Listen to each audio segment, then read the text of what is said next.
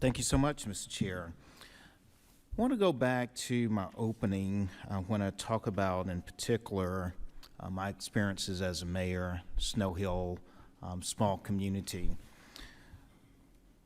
Clearly, I would imagine that there are so many needs that are out there.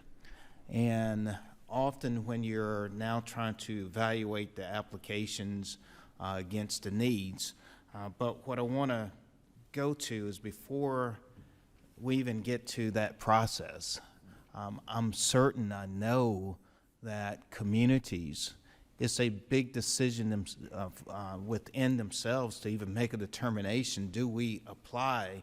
When I was the mayor sitting in a small town, it was myself, a clerk, and a small staff. So my question is, if you can continue, Deputy Secretary, towards small, just maybe speak towards how we're able to address capacity building, as well as, again, coming back to streamlining the process, the application process, to even get more of these rural communities into the pipeline. Yeah, that capacity and streamlining applications, I think, are two sides of the same coin. We need USDA staff who know communities and applications to streamline those. And then we still will need some technical assistance and capacity building on the community side who have experience with not only this town, but maybe another town in the region that's gone through a similar challenge and can help navigate a WEP application, for example, for a water system.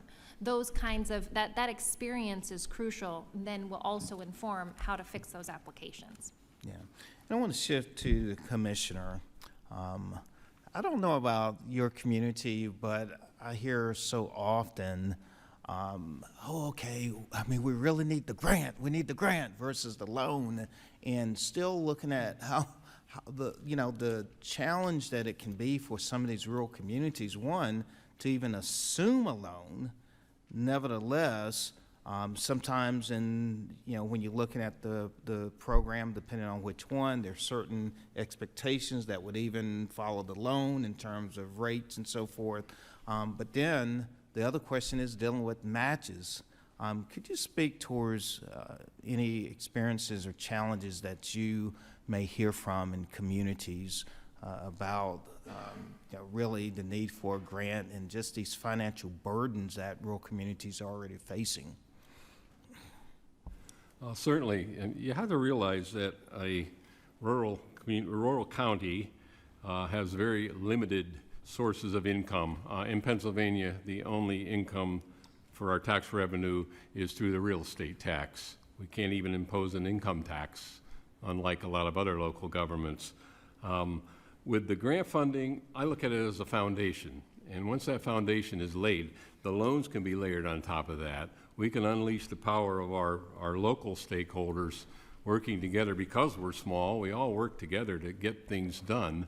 So a combination grant and loan package could be very, very effective in a rural area. We're particularly suited to be able to implement that, and again, to accomplish what we've set out to accomplish with these programs of improving rural communities, supporting the economy, creating jobs.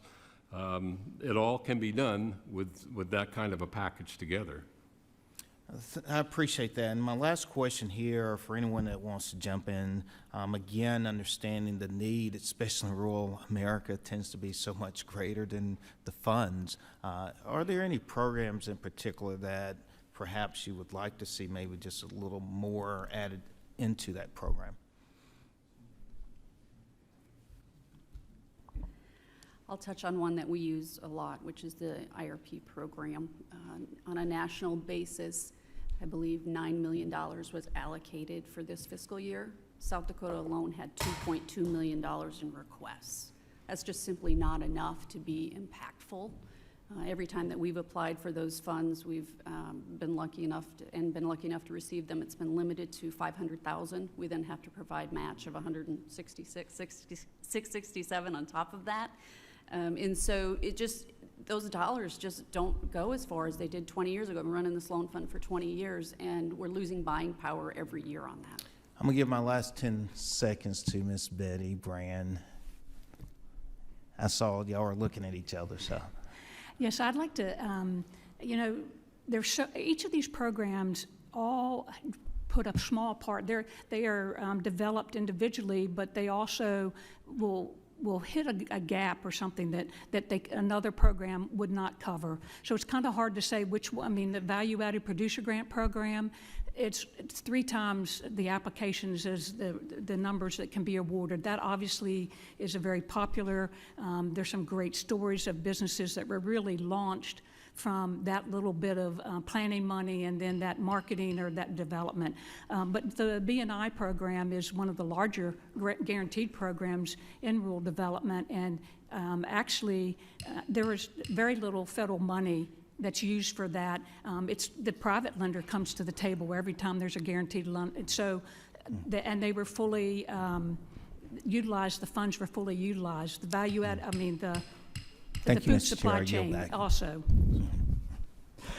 We will